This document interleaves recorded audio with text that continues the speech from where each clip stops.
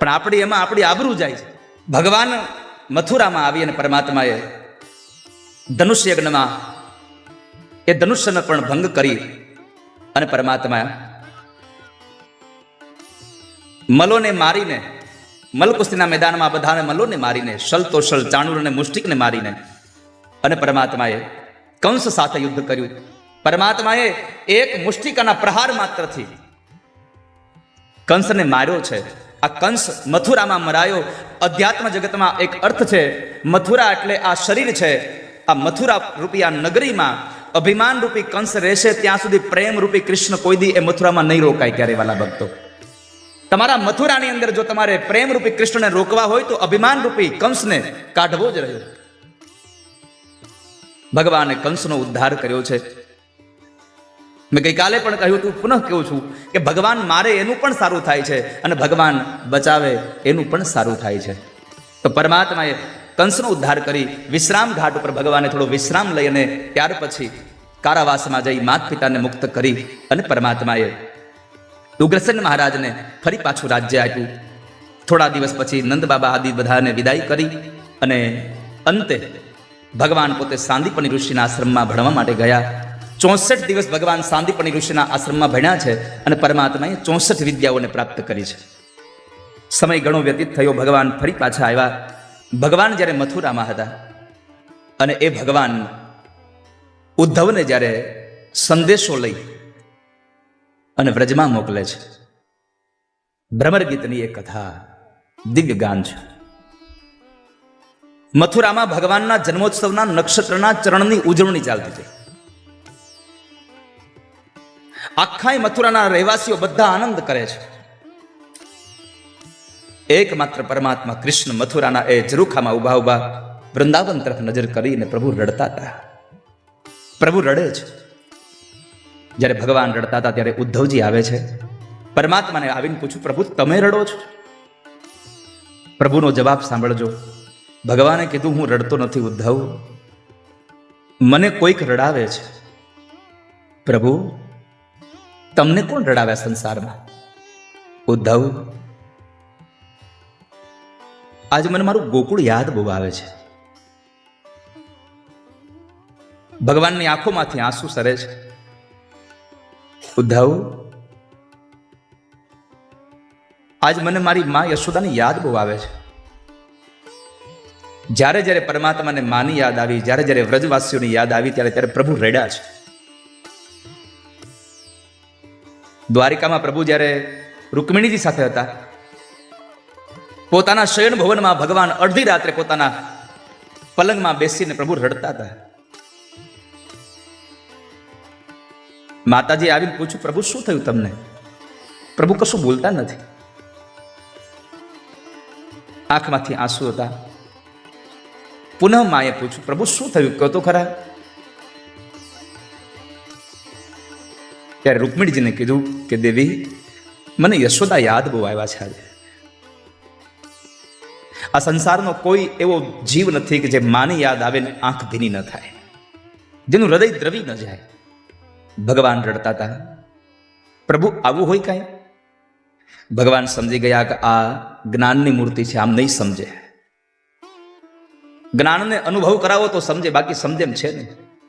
ભગવાને કીધું, ઉદ્ધવ એક કામ કરો ને, તમે મારો સંદેશો લઈ અને વ્રજમાં જશો, આપ જેવી આજ્ઞા કરો. ભગવાન ઉદ્ધવને વ્રજમાં એટલા માટે મોકલે છે કે ગોપીઓના પ્રેમને જોવે તો આને ખબર પડશે કે મને મેળવવા માટેનું સાચું સાધન કયું છે. ભગવાનનો સંદેશો લઈ અને જ્યારે ઉદ્ધવજી જવાની વાહ પાડે છે, ત્યારે ભગવાને કીધું, ઉદ્ધવ તમે જાવ ને તો યાદ રાખજો, મારા જેવા કપડાનો શૃંગાર કરીને જાજો, નહીં તો તમને વ્રજમાં કોઈ રહેવા નહીં દે, આવવા નહીં દે. ભલે પ્રભુ. ભગવાનનો સંદેશો લઈને ઉદ્ધવ જ્યારે વ્રજમાં આવે છે, ભાગવતજીમાં ગોપીઓ રથને આવતો જોઈને એમ થયું, કૃષ્ણ આવ્યા, કૃષ્ણ આવ્યા. જ્યાં નજીક આવે છે, દોડતી આવે છે, ભગવાનને જોવે તો ભગવાન તો હતા નહીં, નિરાશ થઈ જાય છે. ઉદ્ધવે ગોપીઓને પ્રશ્ન કર્યો છે, મને યશોદાનું ઘર બતાવશો? ગોપીઓ સરનામું આપ્યું છે. ગોપીઓ કહે છે કે આજે આ નદી આવે છે ને, એ નદીના કાંઠે કાંઠે તમે ચાલ્યા જાઓ.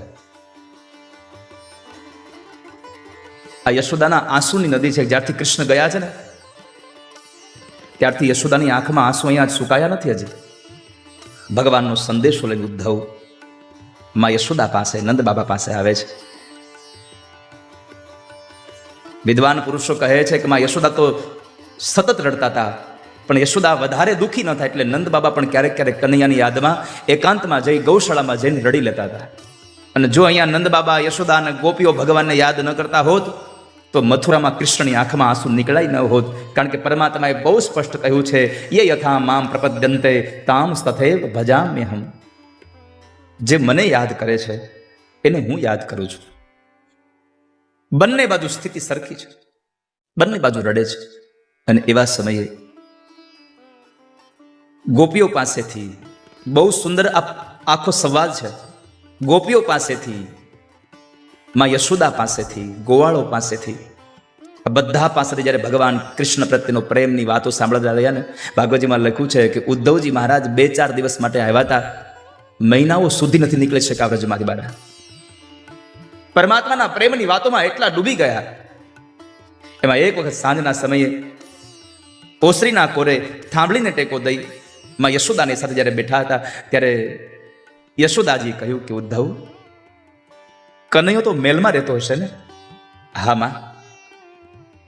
તો મારા કનૈયાને મારો એક સંદેશો આપશો? કહો ને માં, શું કહું? ત્યારે માં બોલ્યા છે, કનૈયાને કહેજો ને કે તારા મહેલમાં તો બહુ બધા દાસ દાસીઓ છે, એકાદી દાસીની જગ્યા ખાલી હોય તો તારી યશોદા તારી દાસી બનવા તૈયાર છે, જો કનૈયા તારું મોઢું જોવા મળતું હોય તો.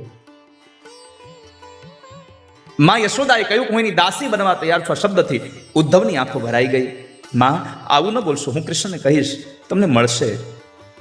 ઉદ્ધવજી ઘણા દિવસો સુધી રોકાઈને પછી જ્યારે નીકળે છે, કનૈયા પ્રત્યેનો આ વ્રજવાસીનો પ્રેમ જોયો અને ઉદ્ધવે માની લીધું કે પ્રેમ આ સંસારમાં બધાને રડાવે છે, પ્રેમ બધાને રડાવે છે.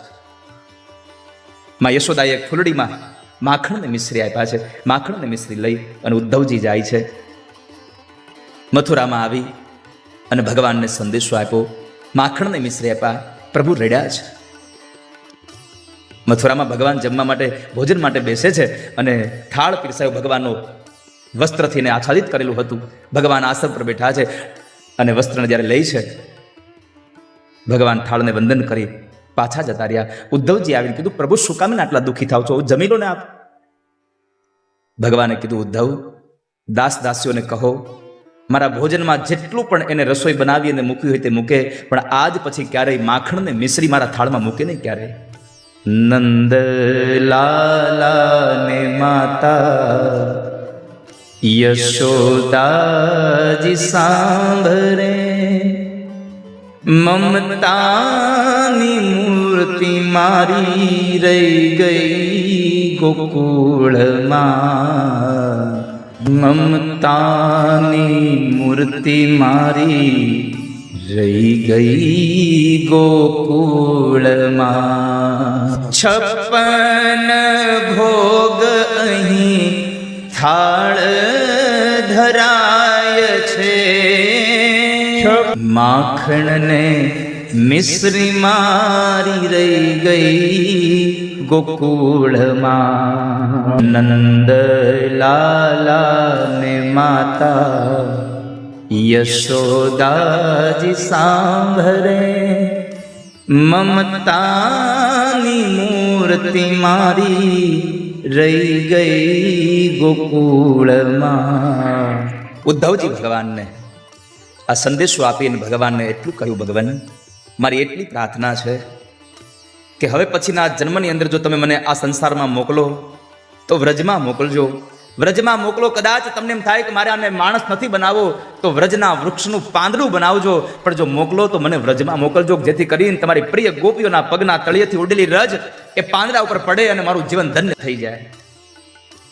આટલો સુંદર ભાવ કહી આ કથાને અહીંયા શ્રીમદ ભાગવતના 10મા સ્કંદને અહીંયા પૂર્વાર્ધને અહીંયા વિશ્રામ કરીને ઉત્તરાર્ધમાં જ્યારે પ્રવેશ થાય, ઉત્તરાર્ધના પ્રવેશની અંદર કંસ મરાયો એટલે એની 2 પત્ની અસ્તિ અને પ્રાપ્તિ બેઉ મગધરાજ જરાસંધ પાસે જાય છે.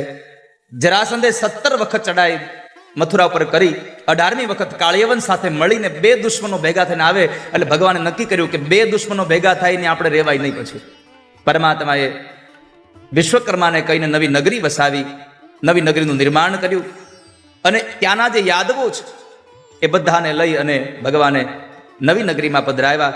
નવી નગરીના અનેક દ્વાર હતા એટલે એકબીજાને પૂછે દ્વાર ક્યાં, દ્વાર ક્યાં, દ્વાર ક્યાં, અને નવી નગરીનું નામ થયું દ્વારિકા. દ્વારિકાનું ભગવાને નિર્માણ કર્યું. ત્યાર પછી પરમાત્મા ગુફાઓમાં સંતાયા એટલે જરાસંતે ગુફાઓ સળગાવી. કાળિયવન એની પાછળ દોડે છે અને કાળિયવનને મારવા માટે પરમાત્માએ મુચુકુંડ રાજાને નિમિત્ત માત્ર બનાવ્યા કે ત્યાં ભગવાન એનું પિતાંબર મુચુકુંડ રાજાને ઓઢાડી અને ભગવાન સંતાઈ ગયા. કાળિયવને આવીને મુચુકુંદને જગાડ્યા તો એની નજર એના પર પડી. કાળિયવન બળીને ભસ્મ થયો. ભગવાન ચાલતા થયા તો મુચુકુંદ રાજાએ કહ્યું, ભગવાન દર્શન ક્યારે આપશો? ભગવાને કહ્યું કે તમારો આ જન્મ પૂરો થાય અને બીજો જન્મ તમને મળશે ત્યારે હું તમને દર્શન આપીશ. અને મહાપુરુષ એમ કહે છે કે મુચુકુંદ રાજા મૃત્યુ પામ્યા, એનો બીજો જન્મ જૂનાગઢના નરસિંહ મહેતા તરીકે થયો અને ભગવાન એને દર્શન આપ્યા છે. આવી દિવ્ય કથાઓ સુખદેવજી મહારાજ રાજા પરીક્ષિતને બતાવતા બતાવતા હવે ભગવાનના લગ્નની કથા છે, પરમાત્માના લગ્નની કથા. વિદર્ભ દેશના રાજા એ ભીષ્મકની કન્યા રૂકમિણી, એના લગ્ન ભગવાન સાથે થાય. પણ ભગવાનને લગ્ન કરવા છે પણ ક્યારે કરે કે મોટા ભાઈ પરણી જાય ત્યારે ને. તો બ્રહ્માજીના આદેશ માત્રથી દાઉજી મહારાજનું લગ્ન રેવત રાજાની દીકરી રેવતી સાથે થયા અને પછી ભગવાને લગ્ન કરવાનો આરંભ કર્યો. પરમાત્માનું પેલું લગ્ન રાક્ષસી વિધિ થયું છે. ભગવાને રૂકમિણીનું હરણ કર્યું છે. રૂકમિણીને જ્યારે એના પિતા ભીષ્મકે કહ્યું કે તારા લગ્ન માટે આપણે મૂર્તિઓ શોધીએ, તો રૂકમિણીએ કહ્યું કે ના પિતાજી, મારે લગ્ન નથી કરવા. બહુ વખત કહ્યું ના પાડે ત્યારે ભીષ્મક એમ કહે છે કે તને કોઈ મનમાં કોઈ મૂર્તિઓ ગમતો હોય તો આપણે એની સાથે લગ્ન કરીએ, જો સારો હોય તો. અને ત્યારે રૂકમિણીજીએ કહ્યું કે હા પિતાજી, તમે જો કહેતા હો તો મને મારા મનની અંદર એક મૂર્તિઓ ગમે છે અને મેં સંકલ્પ કરી લીધો છે કે આ જન્મમાં જો હું પરણીશ તો કેવલ ને કેવલ હું દ્વારિકાધીશને પરણીશ, એના સિવાય કોઈની હારે મારો હાથ નહીં આપું. ભીષ્મકને ગમ્યું, પણ એનો જ દીકરો રૂકમિણીનો ભાઈ, એણે કહ્યું કે ગોવાળિયા સાથે મારી બેનના લગ્ન નહીં થાય, મારી બેનના લગ્ન મારા મિત્ર શિશુપાલ સાથે થશે. રૂકમિણીએ ના પાડી કે તારા લગ્ન એની સાથે નહીં થાય, શિશુપાલ સાથે થશે. ઘડિયા લગ્ન લઈ લીધા, પણ રૂકમિણીએ નક્કી કર્યું હતું કે જો પરણીશ તો એ દ્વારિકાધીશને જ પરણીશ, ચુંદડી ઓઢીશ તો એના નામની ઓઢીશ, બીજાની સાથે મારો હાથ નહીં આપું. પોતાના પતિ મનોમન માને છે કૃષ્ણને, પણ હવે મારે કરવું શું? પછી 7 શ્લોકોમાં એણે પત્ર લખ્યો છે. અધ્યાત્મ જગતમાં આ 7 શ્લોક એટલે સપ્તપદી છે. પરમાત્માને એક પત્ર લખે છે. આનંદ સાથે કહેતા ગમે કે આ રૂકમિણીએ જે પત્ર લખ્યો ને એ પત્ર આજની તારીખે દ્વારિકામાં ભગવાન ઠાકોરજીને રોજ ત્યાંના બ્રાહ્મણો આ રૂકમિણીનો પત્ર સંભળાવે છે ઠાકોરજીને સાંજે. અને આ રૂકમિણીનો પત્ર અત્યારના સંસારના પણ લોકો જો સાંભળે અને એને પોતાના જીવનમાં ઉતારે તો જીવનમાં દુઃખ ના આવે. સંસાર જીવનમાં ક્યારે દાંપત્ય જીવન દુઃખી ન થાય ક્યારે. રૂકમિણીજીએ ભગવાનને પત્ર લખે છે 7 શ્લોકમાં.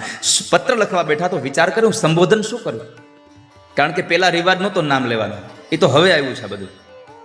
અને હવે આવ્યું તો ખરું પણ આવવા વાળું આવ્યું છે. કેટલા હુલામણા નામે બોલાવે. આપણે થાય કે 2-3 વખત એકારે બોલશે તો આટલું ગળી જાય અને ડોલમાં ભરવો પડશે. એટલા હુલામણા નામથી બોલાવે. પેલાના માતાઓ ક્યારેય પોતાના પતિના નામ નહોતા લેતા, અને એનું કારણ એ હતું કે નામ એનો નાશ આવું સાંભળ્યું હતું એટલે ક્યારે નામ નહોતા લેતા. મેં મારા સગા કાને અને આ આંખે જોયેલો પ્રસંગ છે. ગામડાઓમાં જ્યારે આપણે પેલા જાન પરણવા આવે છે તો કોઈને ત્યાં જમણવાર હોય, લગ્ન હોય ને, ત્યારે ચાંદલો લખવા બેસતા હોઈએ. ત્યારે કોઈ વડીલ માતા આવે, કારણ કે ગામમાં 1-2 જગ્યાએ સાથે પ્રસંગ હોય ને અહીંયા કોઈ પુરુષ ના આવી શક્યો હોય, તો જ્યારે કોઈ સ્ત્રી આવે ત્યારે સ્ત્રી આપણને પૈસા આપે એટલે આપણે કઈ શું નામ લખો, તો બાજુમાં જે ઉભો ને એને કે એ છોકરા તાર કાકા નામ લખાય. તો નામ નહોતા લેતા ત્યારે. અને અત્યારે તમને મુબારક.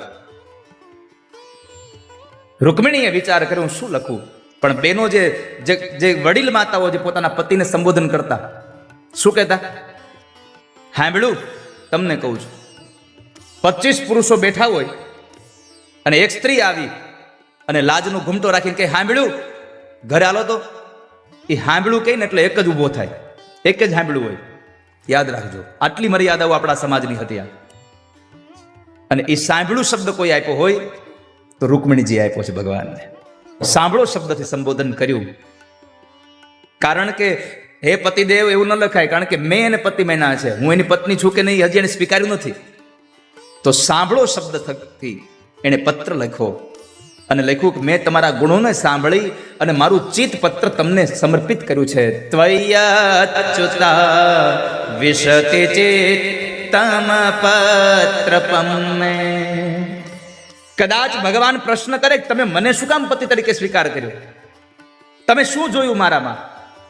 તો માં રૂકમિણીએ બીજા જ શ્લોકમાં લખી દીધું, ભગવાન તમારી અંદર જે વસ્તુ જોઈ છે એ આ વસ્તુ જોઈ છે. અહીંયા માં રૂકમિણીએ કળિયુગના માતા પિતાને અને કળિયુગના યુવાન દીકરા દીકરીઓને અહીંયા ઉપદેશ કરીને કીધું છે કે જ્યારે તમારું વેવિશાળ કરવાનો સમય આવે ત્યારે એવા સમયે તમારે સામેના પાત્રમાં શું જોવું એ અહીંયા માં રૂકમિણીએ કહી દીધું. આપણે અત્યારે દીકરા દીકરીઓના સગપણ કરવાનું થાય તો સૌથી પહેલા દીકરીના બાપ વાળા શું જોવે? પૈસા વાળા છે કે નહીં? પૈસા વાળા હોય એટલે લગ્ન કરી દેવાય. પણ અહીંયા માં રૂકમિણીએ કહ્યું કે સૌથી પહેલા જોવું હોય તો કુળ જોવાય, ખાનદાની પેલી જોવી જોઈએ. કે ભક્ત ભગવાનને ભાવથી પ્રાર્થના કરે તો પરમાત્મા આવે આવે ને આવે, એમાં સંશય નથી. પછી ભક્ત જ્ઞાની હોય કે મૂઢ હોય, ગમે તે હોય, ભક્ત ભગવાનને પ્રાર્થના કરે એટલે આવે. ભગવાનની એકમાત્ર નિષ્ઠા છે ભગવાનમાં, ભગવાનની એક ફરજ છે, ભગવાનનું એકમાત્ર કર્તવ્ય છે કે મારો ભક્ત મારી પ્રાર્થના કરે, મારી પાસે કંઈ માગે તો મારે એને આપવું. ભણેલા તો બહુ સારી રીતે માગે, પણ એના કરતાં વધારે સારા અભણ માગે છે. ગામડાની અભણ શકુબાઈએ ભગવાનને કીધું, પ્રભુ એકવાર તો દ્વારિકાની યાત્રા કરાવો, એકવાર તો દ્વારિકા મોકલો મને. પણ પરમાત્મા કશું કરતા નહોતા. એમાં બરાબર ગામમાંથી એક સંઘ દ્વારિકા જતો હતો. શકુબાઈની બહુ ઈચ્છા હતી કે મારે દ્વારિકા જવું, દ્વારિકા જવું. અને એમાં ગામના પાદરમાં જ્યારે શકુબાઈ પાણી ભરવા ગયા તો ભગવાન ઠાકોરજી પોતે આવ્યા અને શકુબાઈને કીધું, લાવો શકુબાઈ બેડા અમને આપો અને તમે દ્વારકાની જાત્રાએ જાઓ. શકુબાઈ કીધું, પ્રભુ હું દ્વારકાએ જઈશ તો મારા ઘરના કામ કોણ કરશે?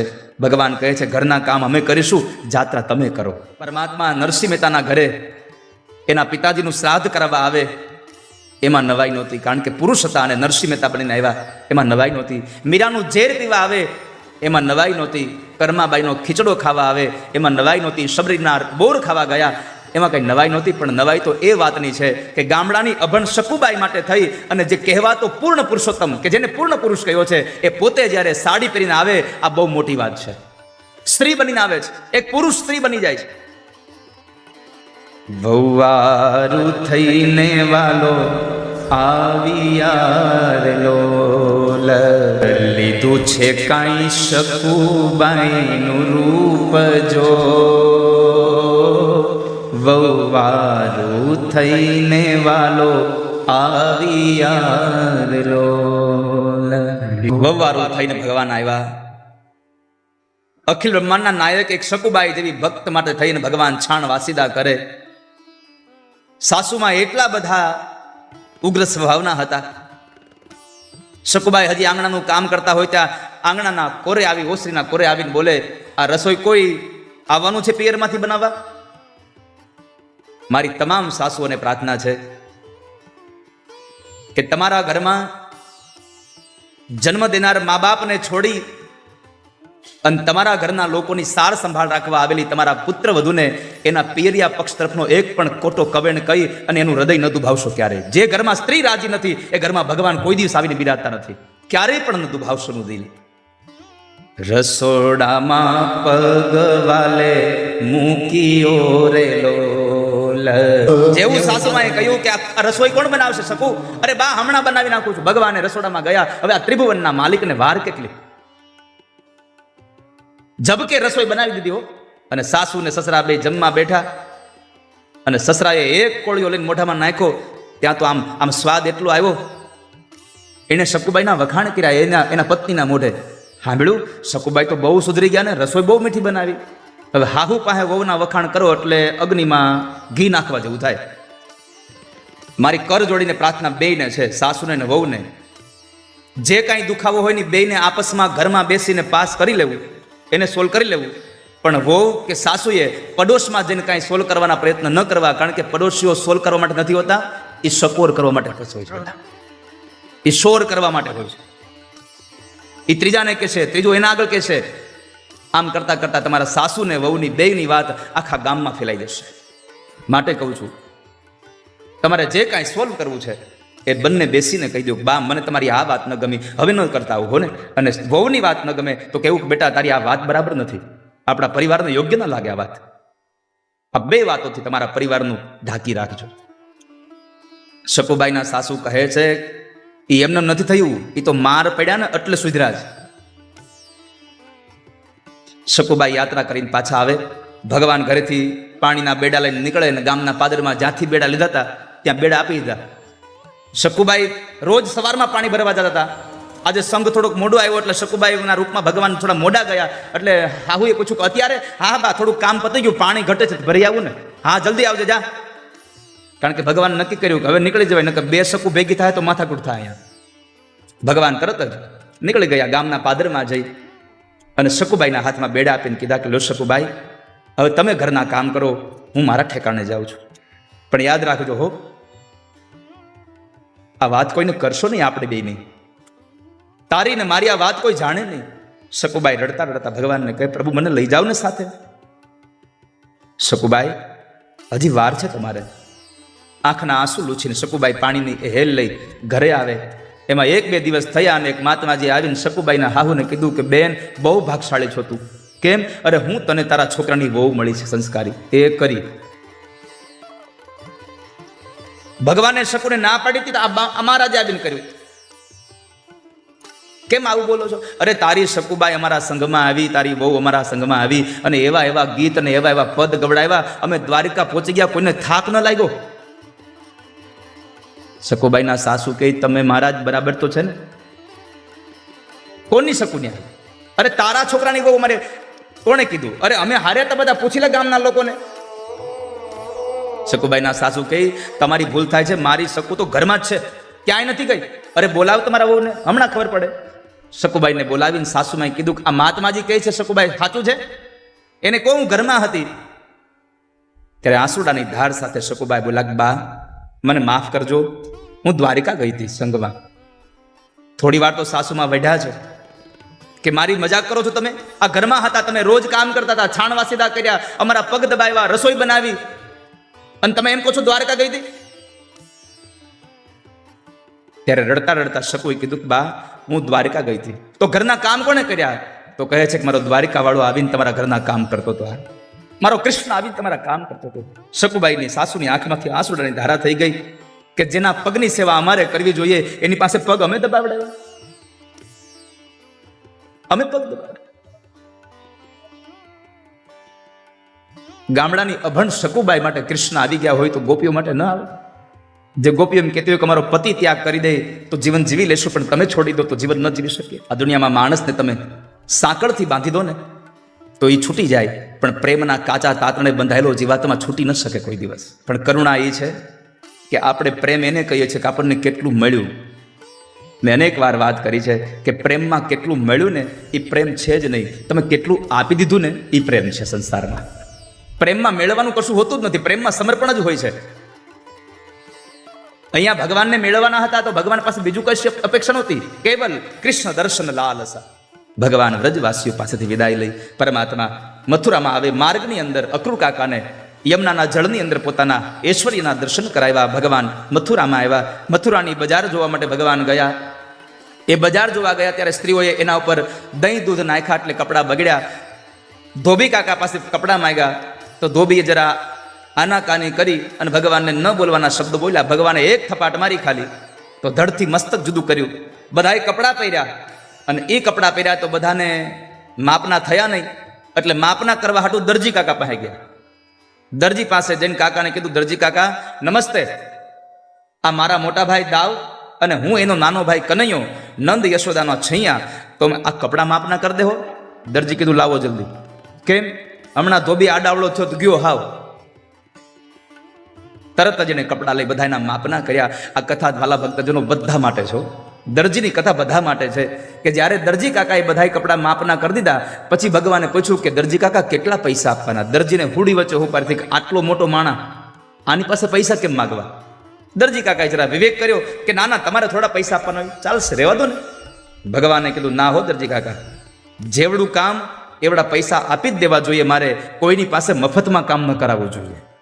ભગવાને પહેલો સંદેશો આપ્યો છે કે જેની પાસે જેટલું કામ કરાવો એટલા પૈસા આપી દેવા, કોઈ પાસે મફતમાં કામ ન કરાવવું. ક્યારે બધાના પૈસા ગણી ગણીને આપી દીધા. અને ત્યાર પછી દરજી કાકાને એક વરદાન આપ્યું. દરજી કાકા, મારે તમને વરદાન આપવું છે, આપી દો ને પ્રભુ. શું આપશો? તો કહે છે, પેલું વરદાન એ આપવું છે કે અત્યારે આટલી સિલાઈ તમારી સસ્તી છે, પણ 2024 આવશે ત્યાં કાપડ કરતા સિલાઈ મોંઘી થાય, જાઓ. ભગવાને પેલું વરદાન આપ્યું છે. અને બીજું વરદાન એ આપ્યું કે દરજી કાકા જીવો ત્યાં સુધી સીવો. આ બે વરદાન ભગવાને દરજી કાકાને આપ્યા. ત્યાર પછી સુદામા નામના માળી પાસેથી ભગવાને માળાઓ લીધી. છતાં પણ હવે એક બહુ મોટો સંદેશો, બહુ જ મોટો સંદેશો, આ સનાતન ધર્મના આશ્રિતો અહીંયા બેઠા છો, બધાને મારો સંદેશો ભાગવતજી આપે છે.